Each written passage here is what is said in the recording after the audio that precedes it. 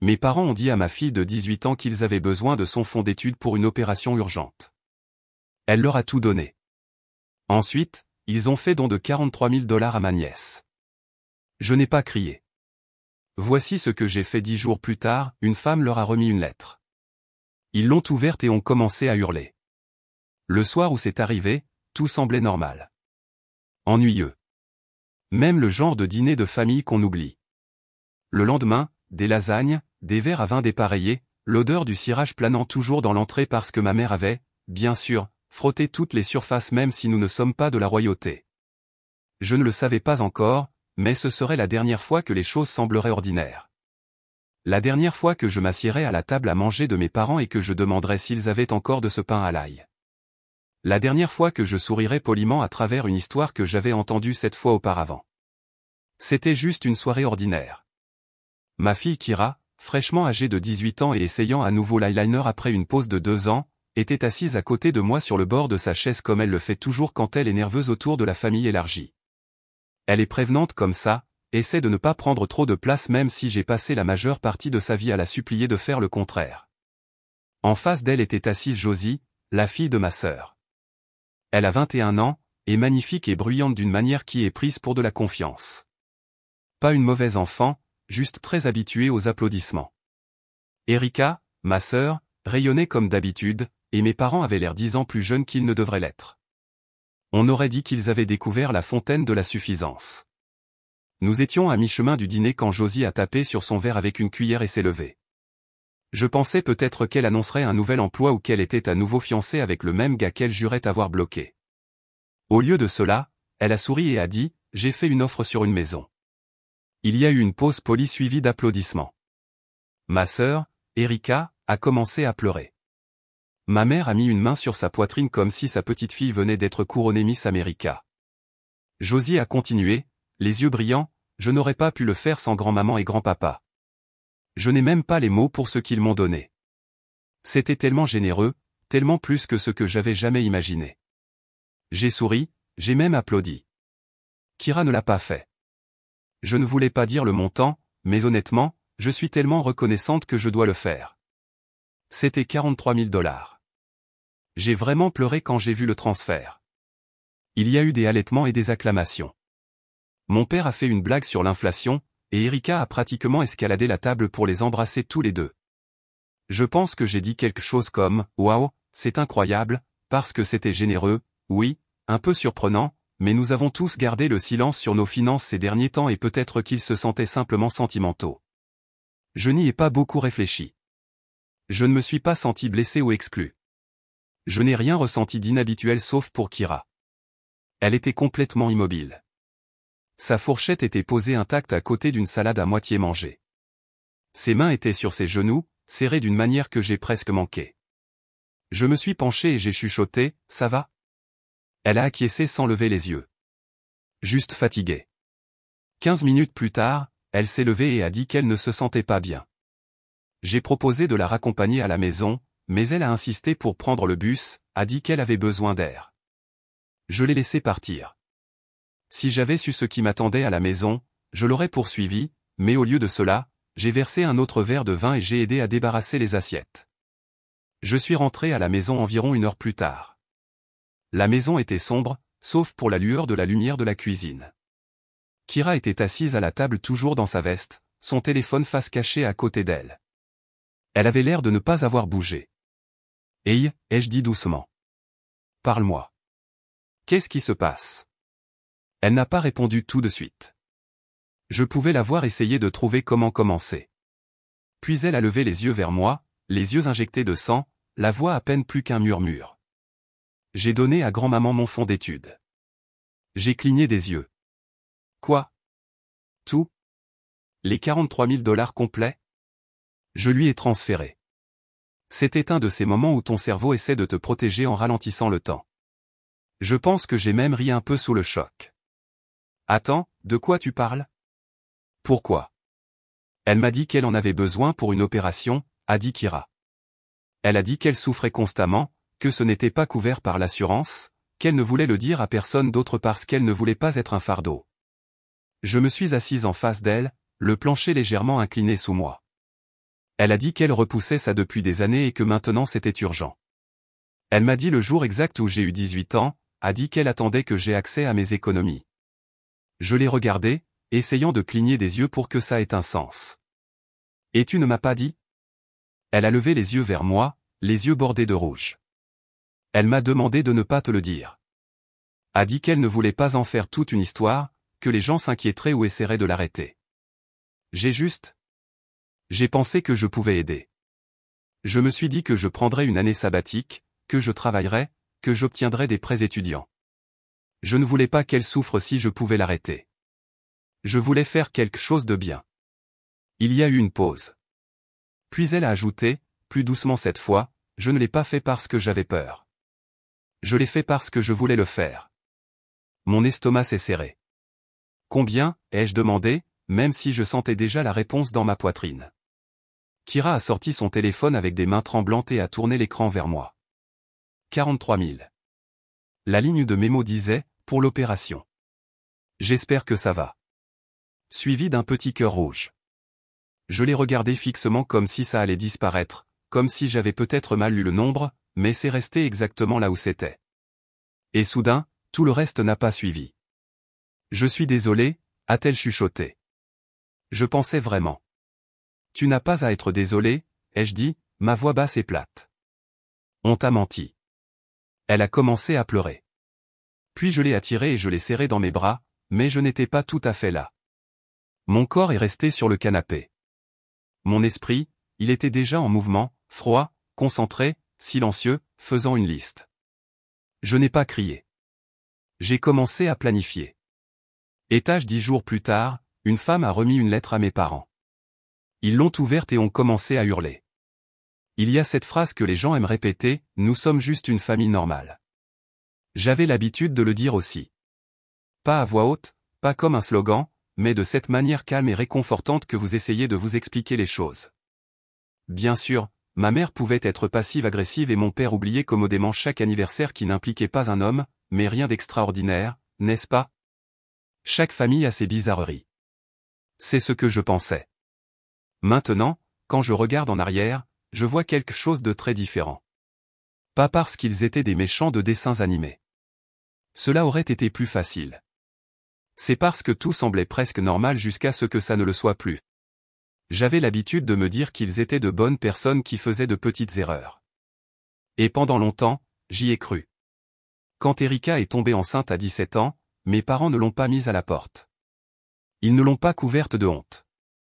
Ils lui ont acheté des vitamines prénatales et ont commencé à lire des livres sur la parentalité comme s'ils se préparaient pour une deuxième manche. Erika vivait à la maison. Bien sûr, elle l'a fait. Elle était encore adolescente. Mais ils sont immédiatement passés à ce mode grand parental dévorant, comme si Josie était une divine reprise. À l'époque, je pensais que c'était magnifique. J'avais 20 ans, jonglais avec les examens, un emploi à temps partiel et une relation à longue distance qui aurait dû se terminer 6 mois plus tôt. Je n'avais pas le temps pour l'envie. Je les admirais sincèrement de passer à l'action, d'être le genre de parents qui ne jugeaient pas leur enfant pour avoir besoin d'aide. Mais quelque part entre le soutien et l'obsession, quelque chose a changé. Ils traitaient Josie comme si elle était la leur. Pas seulement d'une manière grand-parentale aimante, d'une manière, notre dernière chance de bien faire les choses.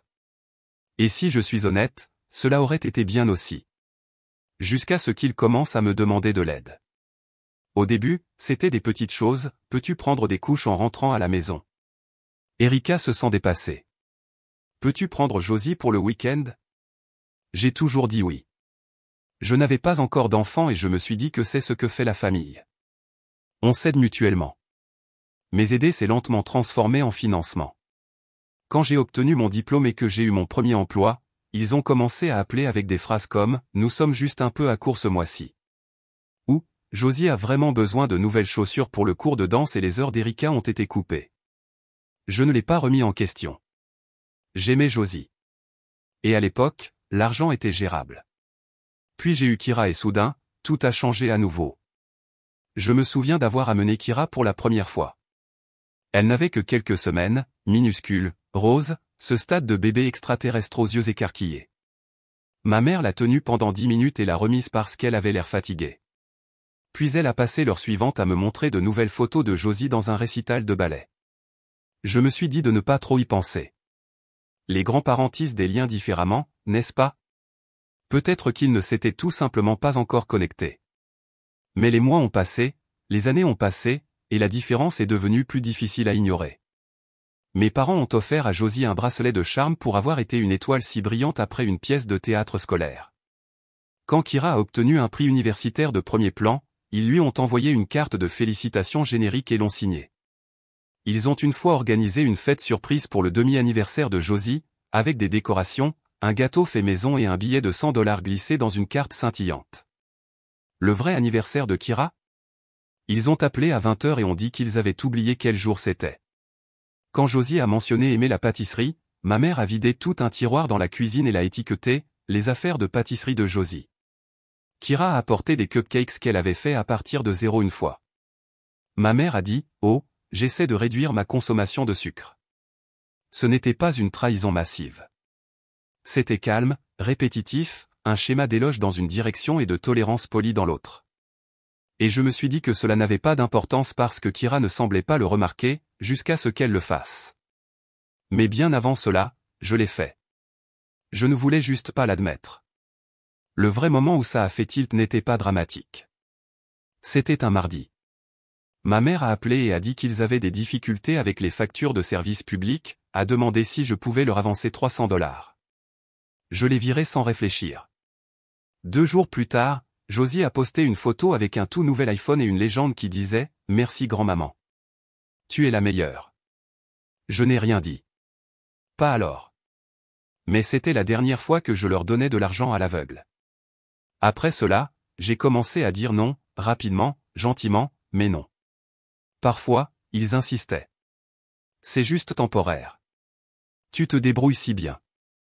Mais j'ai tenu bon. Je pensais que c'était suffisant. Ce que je ne réalisais pas, ce qui me retourne encore l'estomac, c'est que pendant que je gardais mon compte bancaire, il lorgnait sur celui de ma fille. Et le pire? Je pensais avoir tout bien fait. J'ai appris à Kira à repérer les signaux d'alarme, je l'ai protégée des mauvais petits amis, des recruteurs louches, des escrocs en ligne promettant des iPads gratuits. Mais je n'ai jamais pensé que je devrais la protéger de sa propre grand-mère. Celui-là n'était pas dans le manuel parental. Ils ne lui ont pas seulement menti. Ils ont pris $43 000 et l'ont enveloppé dans une étreinte et l'ont remis à quelqu'un d'autre. Je n'arrête pas de penser, ont-ils toujours été comme ça, ou leur obsession pour Josie a-t-elle fini par pourrir leur bon sens? Quoi qu'il en soit, je l'ai manqué. Et c'est ma fille qui paie pour ça, littéralement. Je n'ai pas dormi cette nuit-là. J'étais allongé dans mon lit à regarder le ventilateur de plafond, essayant de comprendre comment nous étions passés d'un dîner de famille normal à ma fille n'a pas de fond d'études en l'espace de 2 heures. Mon mari, Graham, n'arrêtait pas de me demander si j'allais bien. J'ai mal menti. À 3 heures du matin, je me suis levé, j'ai marché pieds nus dans le couloir et j'ai ouvert la porte de Kira juste assez pour voir qu'elle respirait encore. Je n'avais pas fait ça depuis qu'elle était bébé. Elle était recroquevillée en boule, avec son sweat à capuche toujours en place, son téléphone sur sa poitrine. Le matin, je suis allé directement chez mes parents. Je n'ai pas dit à Graham que j'y allais. Je n'ai pas appelé à l'avance. Je voulais voir son visage. Je devais le faire.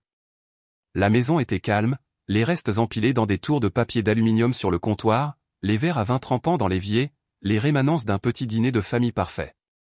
Ma mère a ouvert la porte en robe de chambre, le mascara encore incrusté dans les coins de ses yeux. Elle a cligné des yeux vers moi comme si c'était moi qui étais hors de propos. « Dana » a-t-elle dit. « Tout va bien ? » « Tu me diras » ai-je dit en entrant.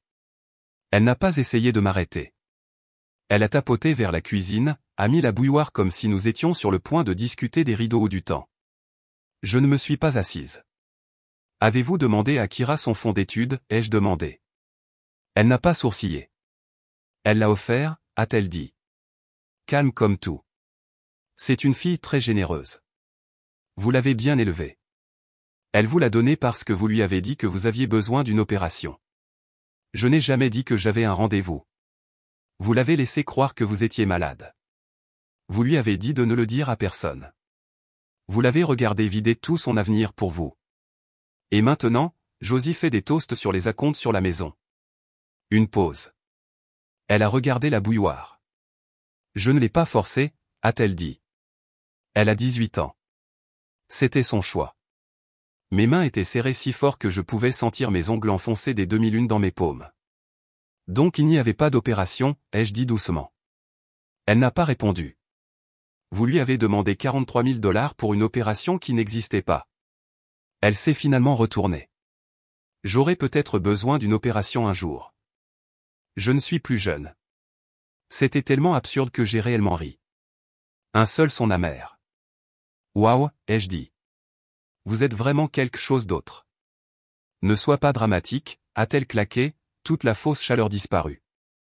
Tu fais de ça une affaire personnelle. Ta fille a fait un choix. Si elle le regrette maintenant, c'est son problème.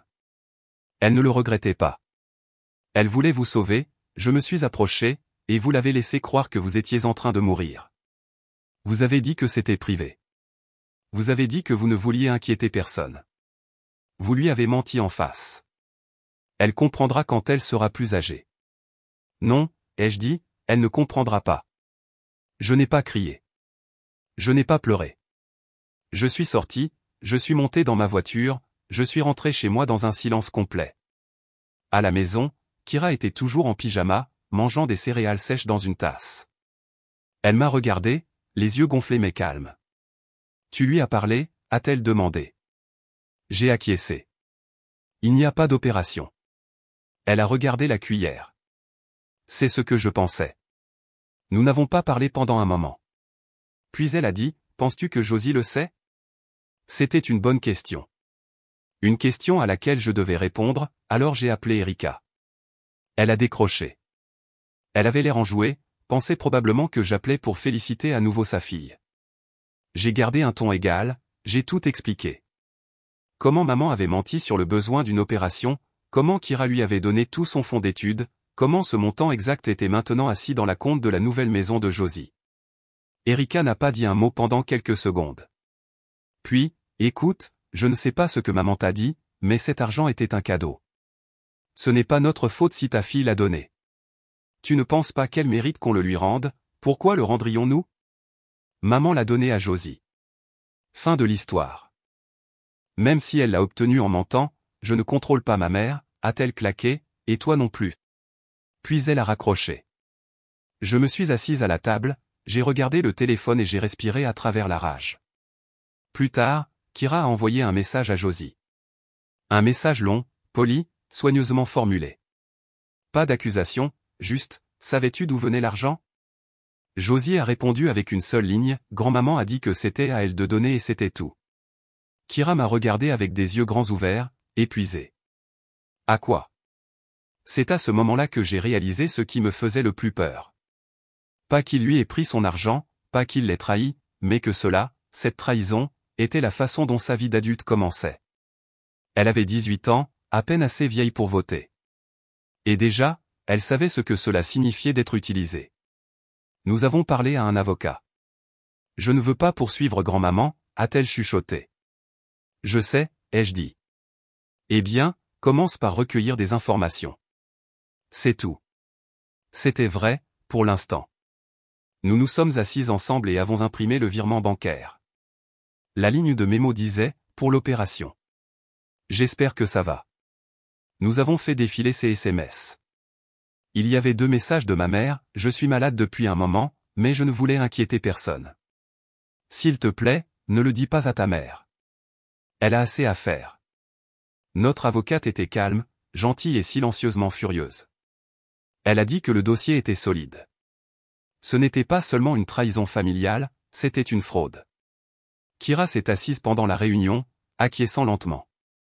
Elle n'a pas dit grand-chose. Ce soir-là, elle m'a dit, je veux lui parler d'abord. Je veux la regarder dans les yeux et lui donner une dernière chance. Je n'ai pas argumenté. J'ai juste attendu. Elle y est allée seule. Quand elle est revenue, elle n'a pas pleuré.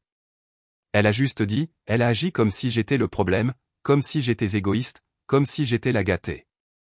Puis elle s'est assise, a sorti son téléphone et a dit, d'accord, faisons-le. Alors nous l'avons fait. Les documents ont été signés, la plainte déposée. Environ une semaine plus tard, lors d'un appel de suivi, notre avocate a dit avec désinvolture, « Oh, et au fait, ils ont été servis. » Elle a ouvert la lettre juste là devant moi et a commencé à hurler.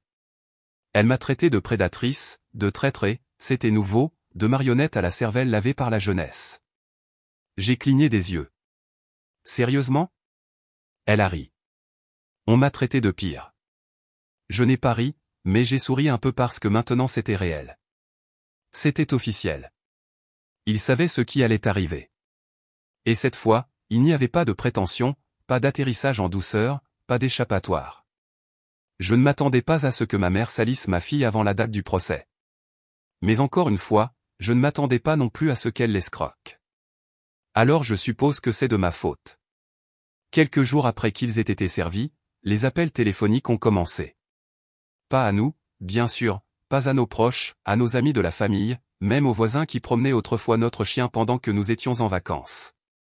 Apparemment, ma fille était une gosse égoïste et privilégiée qui donnait un peu d'argent de poche à sa grand-maman vieillissante et qui s'est ensuite retournée et l'a poursuivie pour attirer l'attention. Ma tante m'a envoyé un message qui disait « J'espère que ce n'est pas vrai. Ta mère a dit que Kira essaie de prendre de l'argent à une pauvre vieille femme juste pour qu'elle puisse avoir plus d'argent de bière à l'université. S'il te plaît, dis-moi que ce n'est pas réel. » Kira l'a vu. Elle n'a pas pleuré. Elle est juste restée très calme et a dit « De l'argent de bière ?» C'est ce qu'il pense que c'était. Je voulais crier, mais je ne l'ai pas fait. Nous sommes juste restés calmes, organisés et concentrés. J'ai envoyé la preuve aux quelques personnes qui avaient encore la décence de demander avant de juger, la capture d'écran du virement bancaire, le mémo, pour l'opération, les SMS, s'il te plaît, ne le dis pas à ta mère. Ce n'est pas couvert par l'assurance. Pas de commentaires, juste les faits.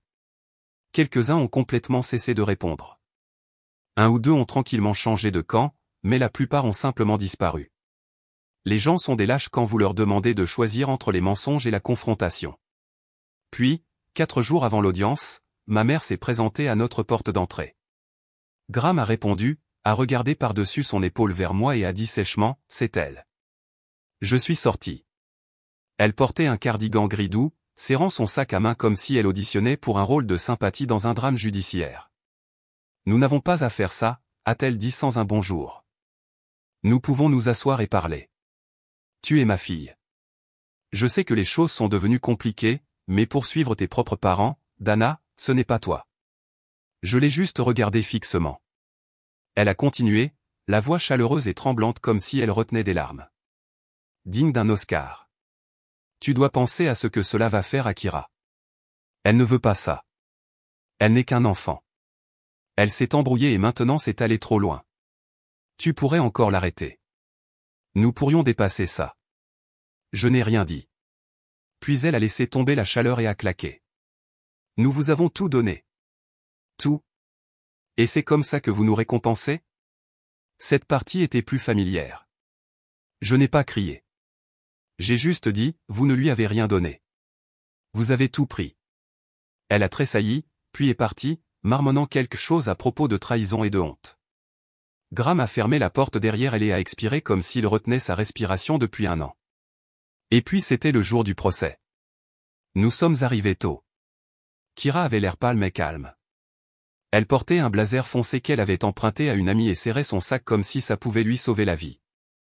Je n'ai pas dit grand-chose. Je me suis juste assise à côté d'elle.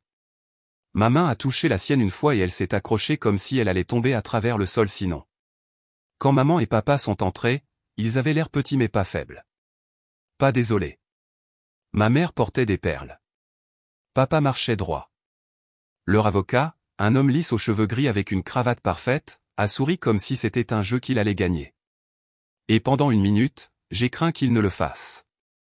Leur version de l'histoire était soignée, émotionnelle, juste assez tordue pour paraître vraie si on n'en savait pas plus.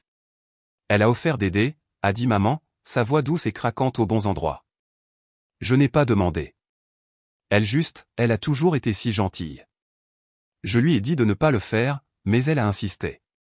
Papa a acquiescé solennellement. Elle est jeune. Elle s'est embrouillée. Et puis sa mère s'en est mêlée. Leur avocat a présenté cela comme un malentendu familial bien intentionné devenu tragique par une réaction excessive. Quand ils ont mentionné l'Instagram de Kyra, oui, ils ont imprimé des photos d'elle à un dîner d'anniversaire d'une amie, souriant avec un cocktail sans alcool, j'ai pensé que je pourrais sauter à travers la salle d'audience, mais le juge l'a arrêté rapidement. Restons au fait, avocat. Puis c'était le tour de Kyra. Elle s'est levée lentement, s'est dirigée vers la barre et je jure que mon cœur s'est ouvert en la regardant. Elle a lu le mémo bancaire à haute voix, pour l'opération. J'espère que ça va. Puis elle a montré le SMS. Sa voix a tremblé mais ne s'est pas brisée. Elle m'a dit qu'elle souffrait, qu'elle ne voulait que personne ne le sache, que ce n'était pas couvert par l'assurance. Elle m'a demandé de garder le silence parce qu'elle ne voulait pas être un fardeau. Le juge s'est tourné vers ma mère. Y avait-il une opération prévue? Maman a fait une pause. Pas prévue, mais ça pourrait être nécessaire. J'ai eu des symptômes. Avez-vous vu un médecin? Je ne me souviens pas du nom, mais oui. Y a-t-il eu un diagnostic? Je ne voulais pas inquiéter la famille. Et vous avez accepté 43 000 $ de votre petite-fille sans en informer sa mère. Je ne pensais pas qu'elle voudrait que je refuse. Je suis sa grand-mère. Et avez-vous utilisé une partie de cet argent à des fins médicales? Silence. Avez-vous ou n'avez-vous pas utilisé les fonds pour offrir un acompte de 43 000 $ à votre autre petite-fille? C'était une coïncidence. Le juge l'a regardé pendant très longtemps. Puis il a parlé. Ce tribunal se prononce en faveur de la plaignante, Kyra Whitmore. Les défendeurs sont condamnés à rembourser la totalité des 43 000 $ plus les frais juridiques. Ce tribunal conclut que les fonds ont été transférés sous de faux prétextes avec une fausse déclaration délibérée. Maman a haleté, fort, dramatique, comme si elle venait d'être poignardée. Papa a laissé tomber sa tête dans ses mains et Kyra est restée assise là, si immobile comme si elle avait peur d'y croire. Après le procès, j'ai entendu maman chuchoter à Josie dans le couloir. Nous allons réparer ça. Rends-le-nous juste pour l'instant. Nous te rembourserons une fois que nous aurons vendu la voiture. Josie a dit, vous m'avez dit que c'était à vous. Vous m'avez menti aussi. C'est votre problème maintenant. Puis elle s'est éloignée. Erika a refusé d'aider, a dit quelque chose à propos d'avoir déjà son propre prêt hypothécaire et de ne pas être entraînée dans ce cirque. Une semaine plus tard, la maison de mes parents a été mise sur le marché. 2 mois plus tard, ils vivaient dans une location d'une chambre avec de la peinture écaillée et sans lave-vaisselle. Je ne suis pas allé le voir. Je n'avais pas besoin de le faire parce que la justice ne vient pas toujours propre. Elle vient en versement, frais juridiques, dîner calme, preuve et enfin silence. Avance rapide d'1 an et demi. Kyra est en 2e année d'études en psychologie. Elle dit qu'elle veut mieux comprendre les gens. Ce qui les pousse à mentir, à manipuler, à trahir les gens qui les aiment le plus. Elle se débrouille bien, toujours généreuse, toujours gentille, mais maintenant elle vérifie 2 fois avant de donner quoi que ce soit. Nous ne sommes toujours pas en contact avec mes parents, Erika ou Josie. Et honnêtement, la vie est plus calme maintenant, plus propre. Nous dormons mieux. Ce qui s'est passé a brisé quelque chose en nous tous, mais ça a aussi construit quelque chose de nouveau, quelque chose de plus fort. Mais dites-moi ceci, sommes-nous allés trop loin, ou juste assez loin? Faites-moi savoir dans les commentaires. Et si vous voulez plus d'histoires comme celle-ci, n'oubliez pas de vous abonner et de cliquer sur la cloche.